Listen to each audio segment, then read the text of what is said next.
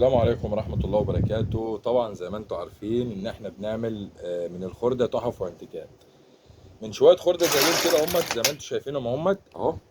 طبعا الخردة ديت عملنا منها موتوسيكل زي ده كده، شايفينه اهو. طبعا موتوسيكل زي ده كده يا صديقي اهو، زي ما انت شايف كده. كل ده طبعا من الخردة زي ما انتم شايفين اهو. الجدون بتاعه متحرك اهوت، العجل بتاعه بيمشي تمام اهو، والعجل اللي ورا بيمشي زي ما انت شايف كده برضه تمام اهو. ايه رايك فيه؟ كل ده برضه من الخردة. كل ده يعتبر من السوست، رمان البلي، حتت الصاج، الصواميل، المسامير مثلا تمام.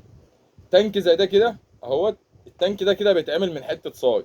الموتور بتاع المكنه بيتعمل من السوست الخرده. كل ده طبعا خرده يا صديقي زي ما انت شايف. لو اول مره تشوف الفيديو دوت يا ريت تعمل مشاركه.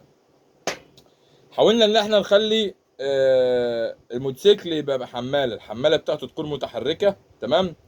الحماله بتاعته ترفع وتنزل وتوقفه وبيمشي كمان، يعني متحرك كمان، مش ان هو مثلا بيقف، لا.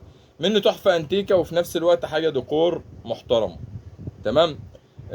لو حضرتك محتاج اي حاجه مننا تقدر تتواصل معانا.